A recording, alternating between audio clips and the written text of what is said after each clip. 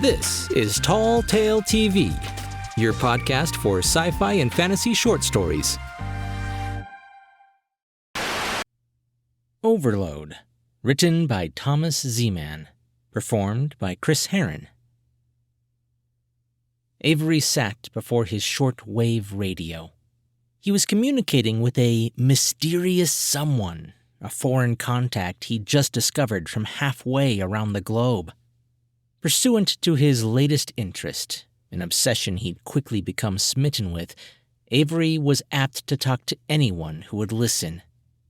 The door suddenly opened.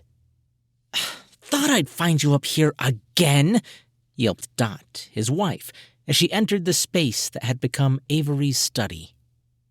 It was the third story of their recently purchased fixer-upper, a bare, raftered attic with plywood flooring and a single windowed gable, heated by the roof's absorption of sunlight.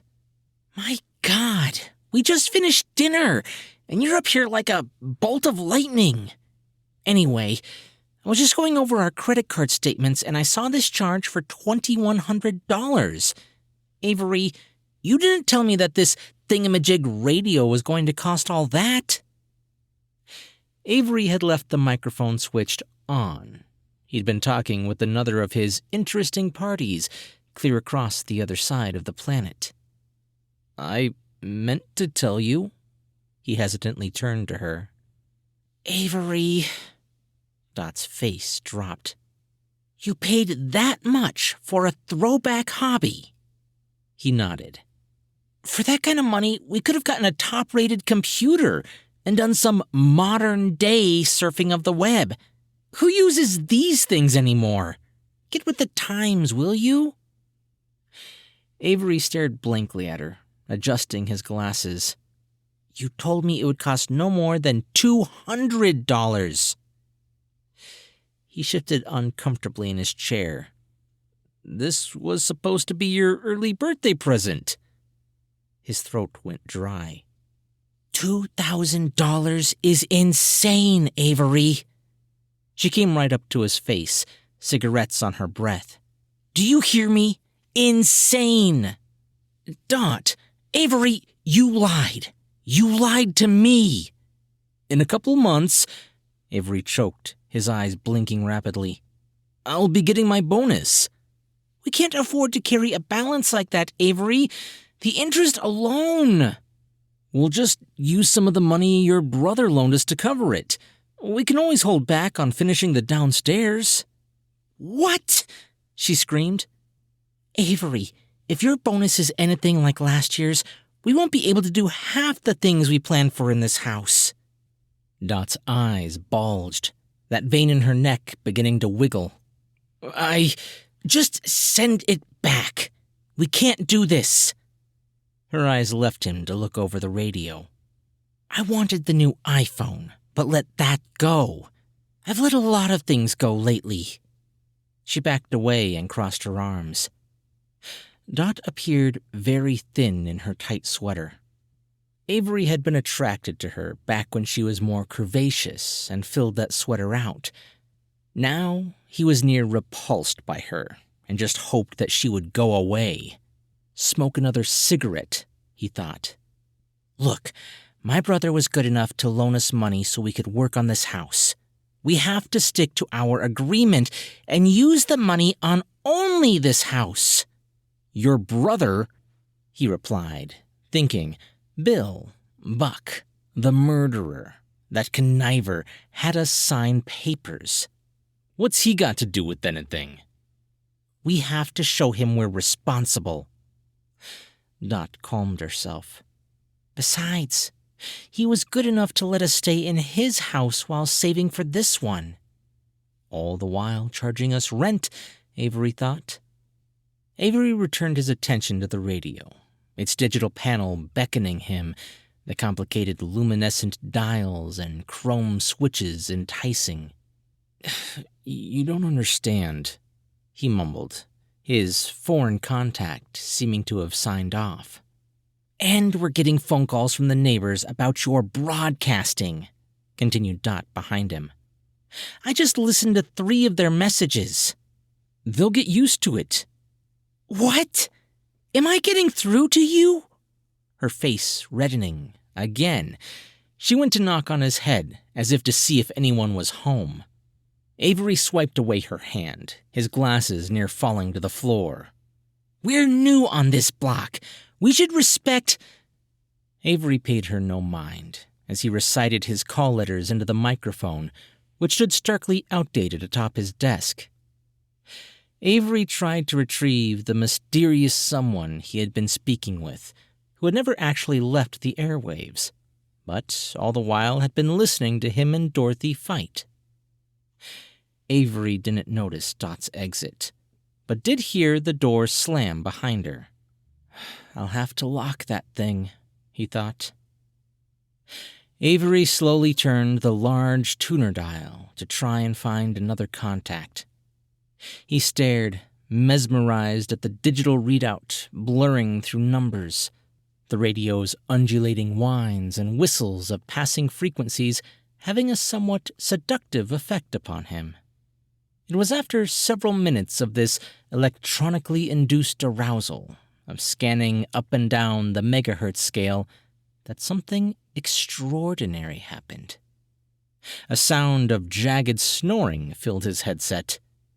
Avery had unwittingly scanned right back to the frequency he had tuned into earlier. Only this time, the entity on the other side of his transmission had plotted a most devious escapade. "This is KB-997, called Avery into the microphone. The snoring abruptly ceased, with a choking cough. "What's the meaning of this intrusion?" demanded a deep, ominous voice. "Who dares awaken the Griffin?" "This is KB... What kind of name is that?" roared Griffin, static crackling over the frequency. Avery fidgeted with a couple of smaller dials. "This is KB-997, he repeated. "What are your call letters, and where is your location?" "Call letters? Location? Obscenities. I am Griffin," the entity declared. "My abode is the upper strata of your atmosphere. I seek out the distraught and enlighten the dreary." That was all Griffin had time to say, before static drowned the frequency. Avery, his eyes blinking wildly, tried several adjustments to retrieve him. But alas, all were in vain. Then he spent half the night fidgeting with his radio, having brief conversations with other shortwave operators, but ever in search of the one who had but briefly intrigued him. Avery wasn't about to go and face Dot, hoping that she, by now, was sleeping off this latest tirade. Avery was quite comfortable in his attic space. Study, as he thought it, and began to grow tired after realizing he could very well be waiting up the whole night for this Griffin to return. He noted a thick moving blanket heaped nearby and used it to cover himself, for a chill had crept into the attic. He then turned off his desk lamp and allowed the glow of the instrumentation and open-frequency static to lull him asleep. "Avery," whispered Dot, gently shaking him as he lay slumped over the console. He sat up blearily, glanced out the window to just the slightest hint of dawn. It had grown cold in the attic. "You have to get ready for work. I'm going into the office early." She kissed him lightly on the cheek and placed her hands lovingly upon his shoulders. "And tonight, when you get home, maybe you can pack that thing up and ship it back for a refund?" "I found someone very interesting last night," Avery conceded, putting on his glasses. "His name is Avery." She removed her hands, her eyes flittering upon the equipment splayed across his desktop. "You know how I feel about this whole thing. It's a waste of money. And now your time. Our time. You spent the whole night up here. That's not good for you. It's not good for us. Avery, I'm worried." Avery leaned back in his chair and took a deep breath. "This Griffin is something," he exhaled, wiping his face with open hands. He was talking really strange. I couldn't understand. "Avery!" Dot's face reddened. Vapor issued from her mouth. But after a bit, he went off the air. I thought he'd come back, so I... "Avery!" Dot leered at him. "Get up out of that chair and get ready for work. You can talk on your radio tonight, and that's it. Then get rid of it." "Dot, Avery, please." "But sell it." She stormed out of the attic, slamming the door. I see I'll have to lock that door. After Dot left, Avery powered up his radio. He snuggled more under his thick blanket. He wanted to learn all there was about this mysterious contact, more of the world this strange creature possibly lived in. Certainly, he was beginning to have enough of the one he now lived. I'm so tired of her brother, work, this house, everything. He rambled on and on, speaking his mind to no one in particular, dialing in the frequency he had last heard from Griffin. He switched on the microphone and began to repeat his call numbers. "This is KB 997. After several minutes of such, a faint grunting began to arise amidst the static. Avery hoped, then was sure it was Griffin. "Griffin? This is KB 997. Why did you leave the air last night?" His eyes started blinking hard. The slumbering grunts suddenly became discernible. "I communicate only briefly," Griffin replied. "For the passage between my world and yours is only open for short periods of time. The rising and setting sun complement each of our frequencies on opposite sides of the world." Passage, Avery thought. What is that supposed to mean? But only said, "How long will you transmit this time?"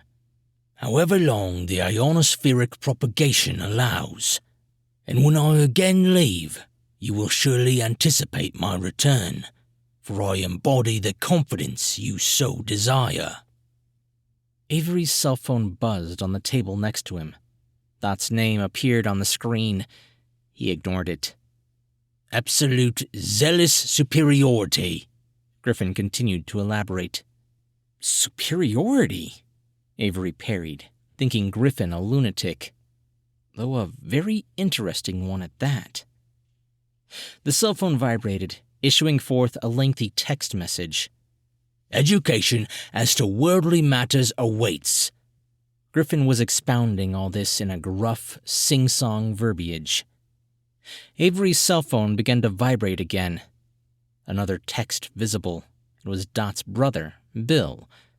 Avery's eyes began blinking widely. "Fuck you," he snarled at it. "Prepare," Griffin was still transmitting. "You must overpower anxiety and embrace the energy. This gateway of strength is open only by the absorption of my principles, my edict." Griffin's voice began to fade. "I'm losing you," said Avery, the radio's signal meter indicating such. Griffin's absurdity had most definitely intrigued him. "Await my return at twilight, for then the atmosphere shall again be conductive of my ionic aberrations." Avery knew Griffin had to be psychotic, but somehow he felt compelled by him, drawn to him. He couldn't wait to hear from Griffin again, his next transmission of insanity. But until then, he had to get ready and go to work. Avery arrived late. Again, he provoked his employer, Mr. Straub's reprimand. The second time that week. Avery hurriedly said his good mornings to the usual pool of workers and plunked himself down inside his cubicle. He began to examine his pile of work. insurance claims, neatly stacked by severity. And though he seemingly inspected each claim with exacting efficiency, Avery pondered the conversations he'd had with Griffin and anticipated, with childlike glee, that evening's ionic aberration. The morning passed slowly, and Avery's thoughts continued to drift, making him air, as per late, his once flawless performance. He thought of Dot. He knew he was wrong to treat her as he had been. However, Avery couldn't contain the ardor that now seized him while communicating with Griffin, no matter how absurdly it may have seemed. It was as if Griffin's words were a magical elixir, intoxicative, producing an exhilaration in him the likes of which he hadn't felt in years. After work, Avery went straight home and up to the attic. He had quickly passed Dot in the kitchen, stopping to only briefly share some niggling workday conversation, while flat-out lying to her about packing up the radio. She was still silently infuriated, but the remote chance of his getting rid of that thing kept her from opening her mouth, save if it were only to sip from her vodka citronade. It was hot up in the attic. The sun beating down on the roof all day had raised the temperature to quite an uncomfortable degree. Avery opened the window for relief. He ignored the buzzing phone in his pocket, deciding to sit down at his console and put on his headset. Secretly, Avery had feared Dot might have raced home to pack up his entire system and mail it off. Fortunately, she hadn't. All remained as it had, untouched from the morning. His ears soon filled with comforting static, a sinuous echo of the ethereal, palliative upon his nerves. He was facing the single window that looked out across the neighborhood. A slight breeze was coming through, but upon his brow, Avery had already worked up quite a sweat. The sun lingered upon the horizons, silhouetting the houses, shadows stretching as twilight loomed.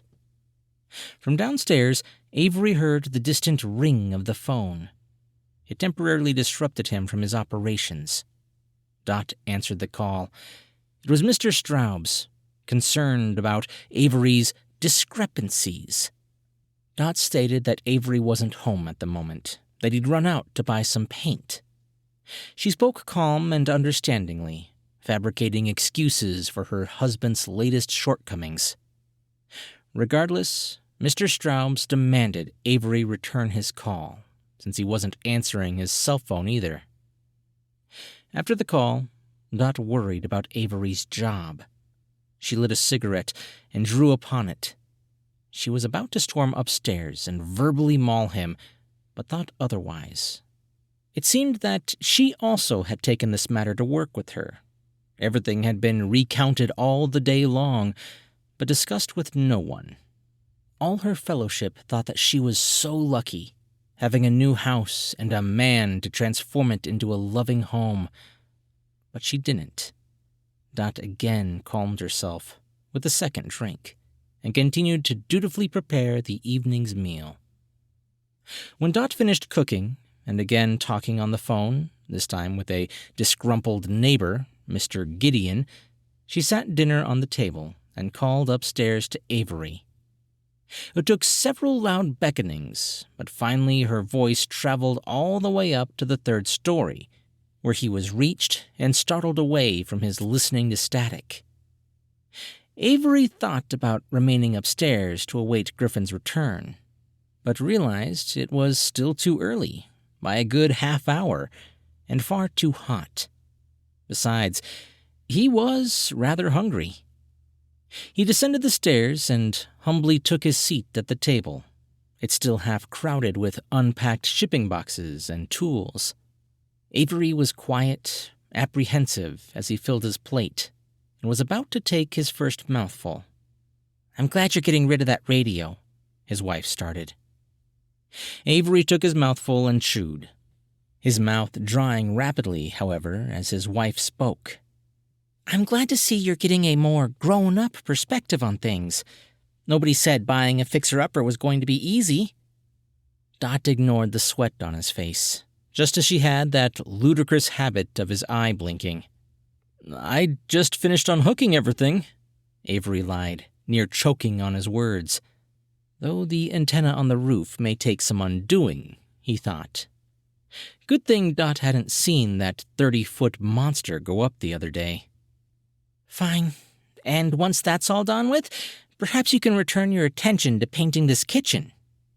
Dot eyed the walls around her with displeasure. My brother always says you start something, only to then let it sit. But I know that's not the real you, she lied, thinking what a lazy waste her husband had turned out to be. We'll show Bill what we can do with this house, right? A little more than I needed to know, Avery thought, grimacing. Bill has always been very opinionated, said Avery, blinking hard. You should have stayed with your brother, he completed his thought, scantily remembering the encounter the two had had years back with the young farm girl. And Mr. Straub's called before, Dot's voice tightening. He wants you to call him back after dinner. She paused to heap salad onto her dish.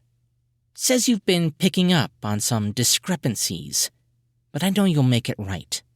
After all, I'm sure after 5 years they realize what a key employee you've become. She smiled.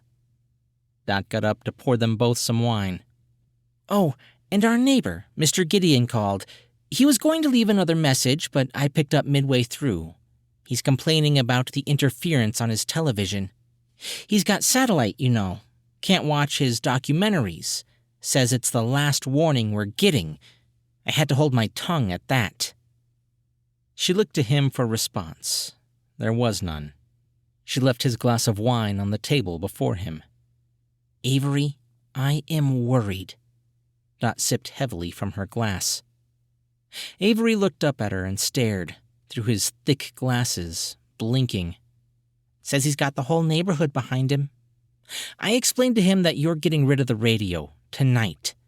That soon there'll be nothing to worry about. Dot forced a smile. It was dusk when Avery returned to the attic. A short while later, Dot stood outside his door, listening. Necessary sequence, Griffin's voice sounded through Avery's headset. I copy you just fine, Avery returned, Dot angering. The sun is just about to rise here, relayed Griffin. Avery nervously adjusted his headset. Avery! Dot tried opening the door, but it was locked. What in God's name are you doing now? I thought you were packing that thing away.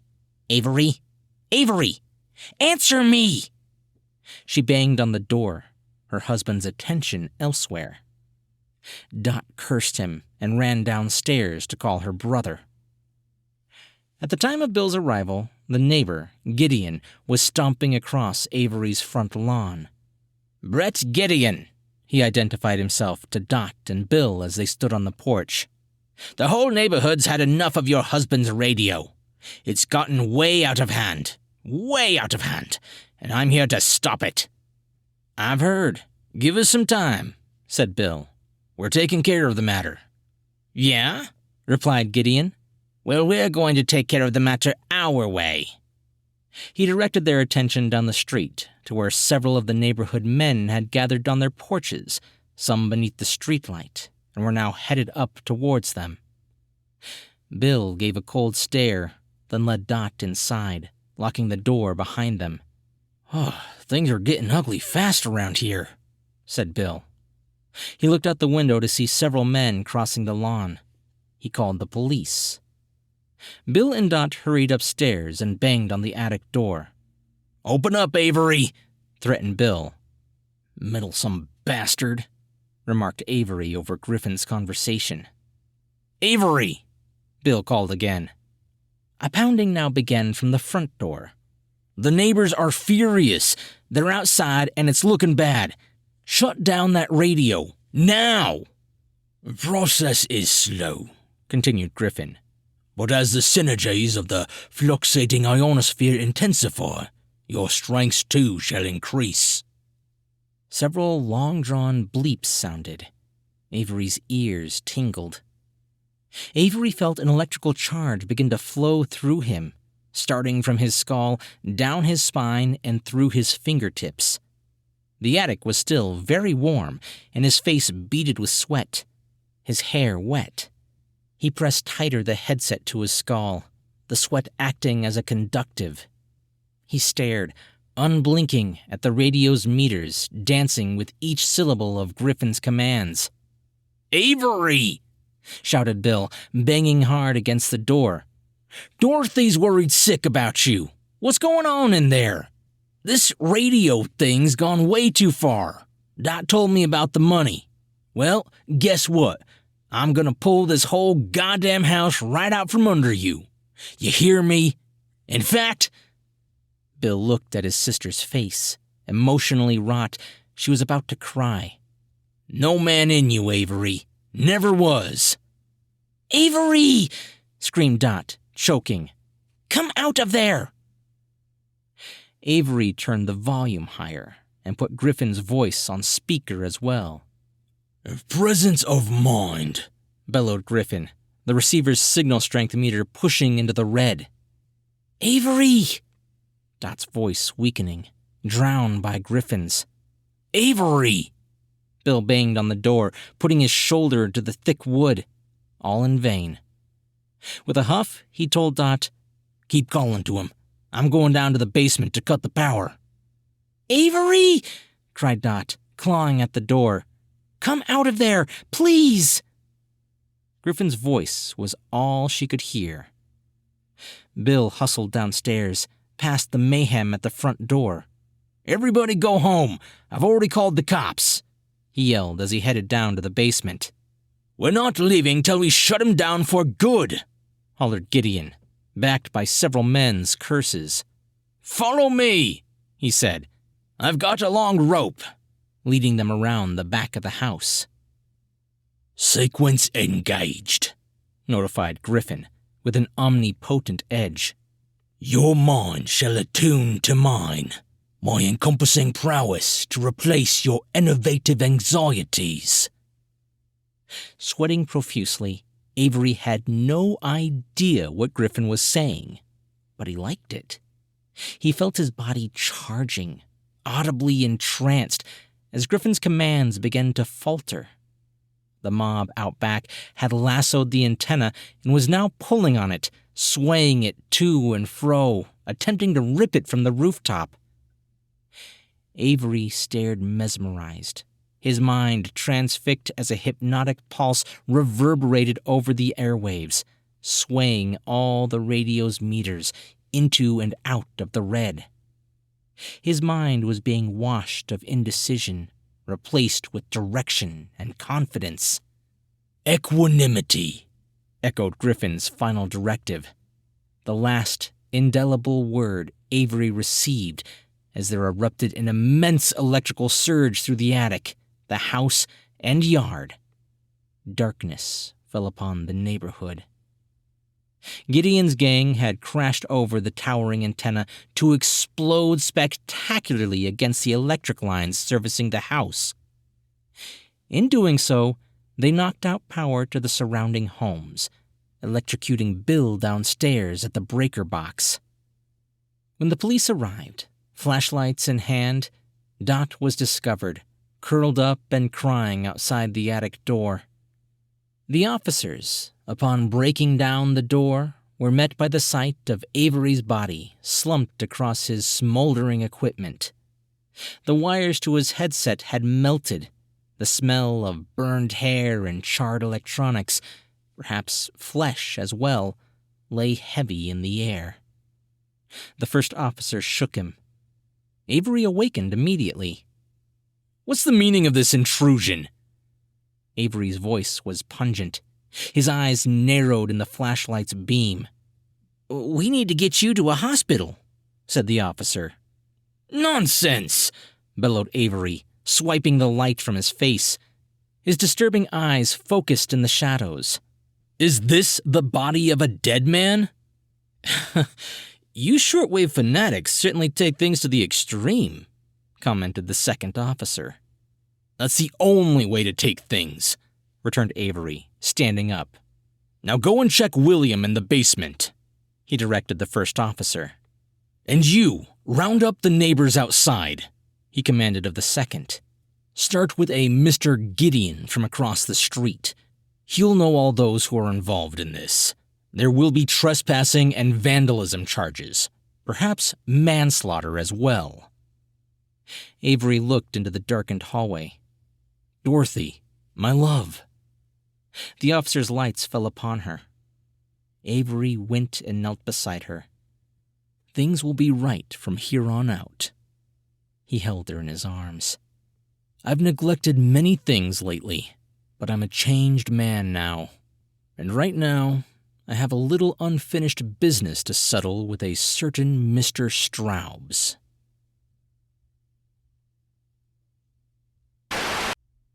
Thomas Zman's latest book was just released at the beginning of June. It is called The Living Reminder, a science fiction short story first, with strange aliens, spaceships, and a far-off alien world, though throughout the novel are a series of moral dilemmas, discrepancies during a lifetime that the characters must deal with in order to soothe their souls. The books he will be releasing in October are a political satire aimed at the sheer lunacy that has become our political agenda. If someone had ventured from our country just a couple of years ago and now suddenly returned, they would not be able to believe what has been going on for the past year. It is a story that remedies the problems that now befall our society. Set only a few years into our future, his story rights the wrongs while providing the reader ample entertainment in doing so. Hey guys, I hope you like this story. I wonder if this means that I can now say I've officially worked on a self-help novel. Anyways, if you did like this story, why not leave a comment or a thumbs up if you're listening on YouTube or Facebook? Or if you're listening to the podcast version, I always appreciate a review over on iTunes or Apple Podcast. And of course, be sure to subscribe for brand new short stories twice a week. I'm Chris Herron, and that's it for today's Tall Tale TV.